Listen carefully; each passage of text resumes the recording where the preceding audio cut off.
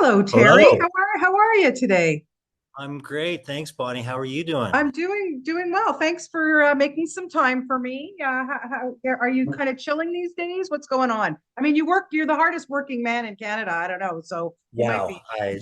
I don't know about that, but I appreciate that.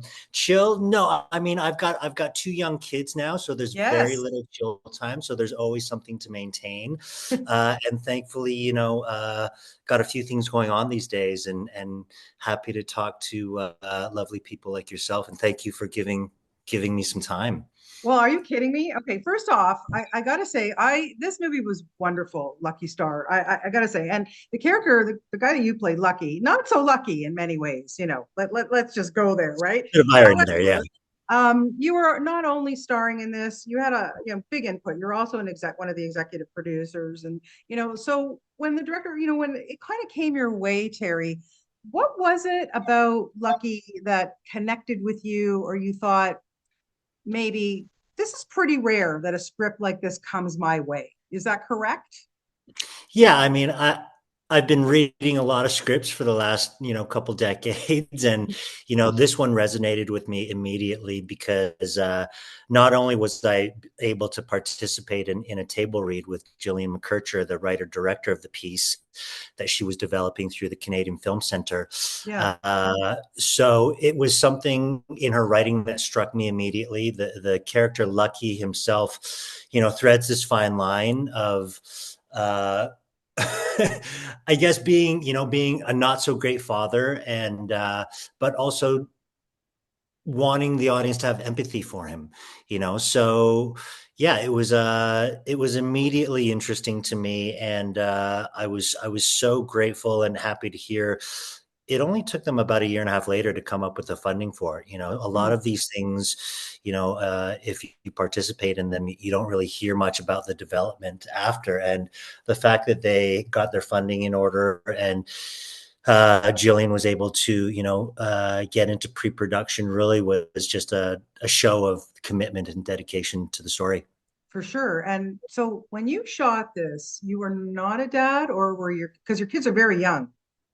At that point, I was a dad. Yeah, just pretty fresh. My Yeah. son's gonna be 5 this year. So Okay. so Jillian had this story in development for about the same amount of time. I think we did the that read through initial read through around 2022, 2021 maybe, and then we shot Okay. it in the winter beginning of 2023. Okay. Because I wanted to ask you, as you mentioned just a few seconds ago, he's not, he's a good dad in his heart. Like he loves his daughters, no question about it. But he really depends on his eldest daughter. Like what he, the fact that he's running around stealing money from a, look, it's his desperate need, and we'll talk about that in a second. But how did being a dad, even fresh dad, maybe influence or make you think about playing this guy? Because it has to resonate in on that level, I would think too. Well, I approach every character with the notion of non-judgment and just this was an opportunity to play a fully fleshed out character that had various sides, and even though he tries to do the best that he can, the best isn't always the right thing, for his family and for his kids. Lucky and Noel, played by Olivia Chang, were probably, the cool kids back in school. They're 20 years deep into this relationship, and Lucky's well past his prime now, but still has held on to a lot of immature and a lot of mental health issues, I think, as well, that isn't really outwardly spoken about. We talk about gambling of sorts as well, which I love the way that Jillian presented it. It's something that is very much part of Asian culture, but it's also not glamorized. This was not something that she wanted to, obviously, portray as rounders or even hard eight. This is something that's found in the suburbs, in the Yeah. back rooms, in people's basements.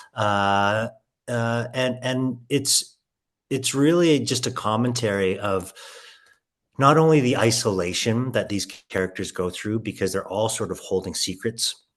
Lucky is a broken character, but again, what interested me was just playing that fine line of him doing dastardly things, but Yeah, still, you want to hold the audience's empathy, right? And that was a conversation Jillian and I had yeah, initially going into the project, which was yeah. very And important. oh, 100%. And you and Olivia knew each other before. It's not like, you haven't been.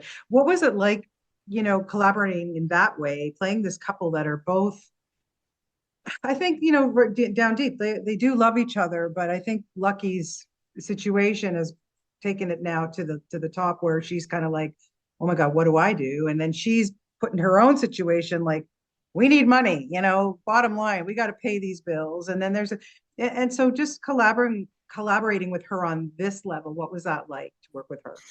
It was incredibly serendipitous to work with Olivia on this project. I've known her for 15, 20 years, and I've been friends with her. So, we had that basis of a relationship, and I think as an artist, certain projects come along at just the right time.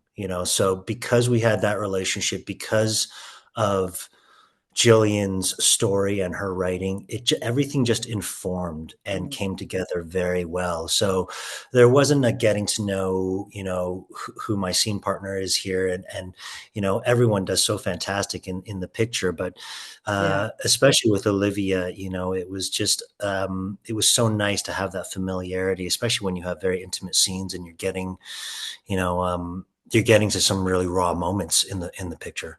absolutely. Yes, around that watch was one in particular. Yeah. When you're playing the gambling addict, do you, Terry, feel that you need to do a little bit of research on that, or do you just kind of go by the script with this one? For this specific project,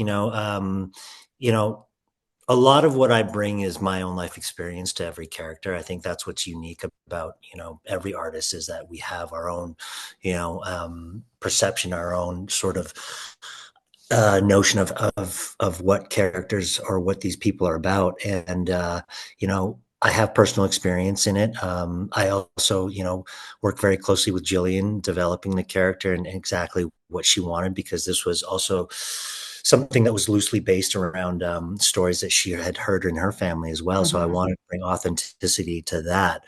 But what I'm constantly looking for is just authentic and real moments in this.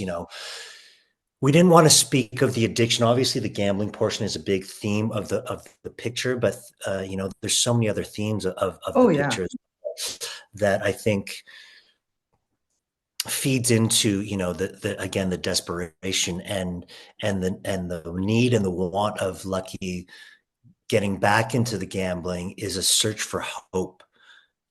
And he falls victim to his behavior patterns, and it is a commentary on, generational trauma and yeah. mental health. Yeah, for sure. Another major character in this film is the cold. Oh my gosh. Oh my gosh. I know where you were born in Alberta, same with Olivia, but it's not just the cold outside, it's the cold inside the house too, like between everybody what is it like, when you have to do that and shoot in this bitter, bitter cold. The scene with you in the car when you're just sitting there outside because do I go back in? I mean, it's really poignant but the cold really just brings so much to this film. Do you agree with Thank you.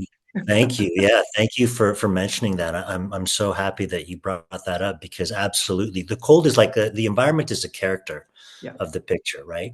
So the cold and the isolation that you sort of feel in that are what the characters are going through, because they're really isolated from each other, even though they're such a tight family. yeah, And shooting in Calgary, Alberta in January, in the dead of winter, is really a testament not only to the crews that work in Calgary. We yeah, had an incredible crew. Uh, as an Albertan, you get up and you just do it. You do stuff. I've been lucky enough to live on the West Coast for the past while, so I've been a bit spoiled. But being born and raised in Alberta, yeah, you know as an Albertan, again, you just do stuff in the cold that the rest of Canada might not do. Right. It rains hard in Vancouver, and people freak out.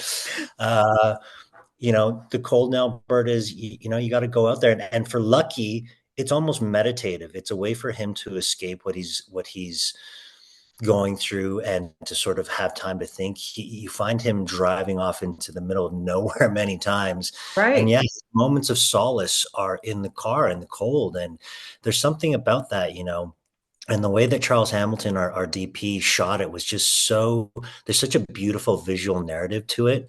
I particularly love this one little intercut shot of the snow coming down at night over Mm, a strip, and it looks like just, diamond dust coming down, and it's yeah. beautiful. Yeah, It's a it beautiful thing to was. see. It was beautiful. I totally caught that because I was like, this is gorgeous. Like, that was real snow? Like really coming Yeah, down? yeah, yeah. Real snow, real minus 30 degree weather. Yeah. I mean, we get cold in Toronto, but we don't get Alberta cold. So yeah, Yeah, yeah, yeah, yeah. yeah, It's a yeah. different, I mean, it's a different kind of cold out there, right? Right, right. I mean, you guys have that bitter, bitter, like it's to your bones kind of cold Yeah. there. Yeah, for sure. Well, that's okay. I'm going to stay here in the East Coast if that's okay with you. Uh, I don't, Terry, I was going I to don't, say another thing that really stands out too, and then just for me watching this film is the Asian culture because we all know, but like well, everybody. I'm Jewish, and like we all strive. We want to make our parents proud. We want to do the best jobs and this and that. But I'm thinking about the young actress who plays her daughter. I mean, she's so great, and that I guess that she feels the pressure so much too that what she ends up doing with her exam, like maybe to make her parents happy or anything, like, can you just speak to that level too? Because everybody in this family is striving to do their best, but yet they're maybe disappointing themselves. Connie Mew, who plays Grace, Lucky's eldest daughter, did an incredible job of that portrayal. And, the relationship between Lucky and Grace is very special because, Grace is cut from the same cloth.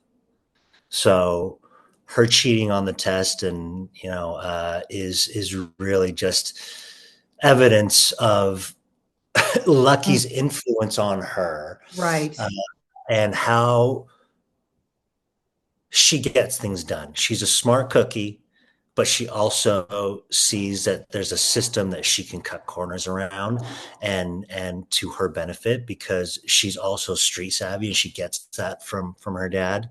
Yeah. Uh the drive comes from mom, and there's just elements of that relationship that echo because of Lucky's inability to grow as a father, and really that vulnerability has sort of made Grace grow up quicker. So that's Sure. why she takes on the role in the relationship as almost the parent, for Lucky.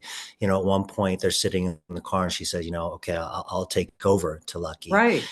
And, again, it just, I think it just speaks to sort of the family dynamic, is tight, but it's broken. Mm, yeah. Just wrap it up. You have been doing this, like you say, oh, just a few decades. We've seen you in everything. I loved watching you on the lake. The lake, that was a fun show, by the way. I really Great enjoyed it. show, super Great fun show, show. John and Julia Stiles. I mean, come on, really. Yeah, Working in Northern Ontario, dude. I told her when I interviewed her for it, I said, birthday. I will get your coffee if you do another. Honestly, it's so much fun to watch. But like I said, you've been around for so long. I want to know from you, Terry, what was the role that changed your life? Oh, easily, almost famous. Back when I first started, I think it was the first year I was auditioning and booked that film that at the time was called the Untitled Cameron Crowe Project. Yeah. But that absolutely opened up a lot of doors for me. And I was in Vancouver at the time, and just I think around 23, 24 when I went down to LA. So that was my first Hollywood film. Yeah. Yeah, one of my all-time favorite films. I mean, it still Oh, cool. stands up, don't you think? I think it still holds out. Yeah, I mean, it was I think it was a flop in the box office, but over the last few decades, a couple decades, it's become this cult favorite, and Yeah, who can deny it? I mean, it's a beautiful love letter to that rock and roll era from Cameron Crowe, and yeah. I still have a wonderful friendship with Ben Fong Torres after all these years, and we see each other. I try to see him, at least once a year. But yeah, saw him recently last year. So it's a out of all of that, it's just nice to have all these great friendships that are sustained. For sure, for sure. Listen, thank you so much for your time today. I love watching you. Wild Cards, you're doing a great job on that. It's so much fun to always see you and whatever you pop up in. But best of luck with Lucky Star. I thought it was really a wonderful film and very poignant. And I just thank you for your time today. Really appreciate it. Thank you, Bonnie. I really appreciate the words. Have a You great are day. very welcome. Take care. Have a nice day too. Bye bye.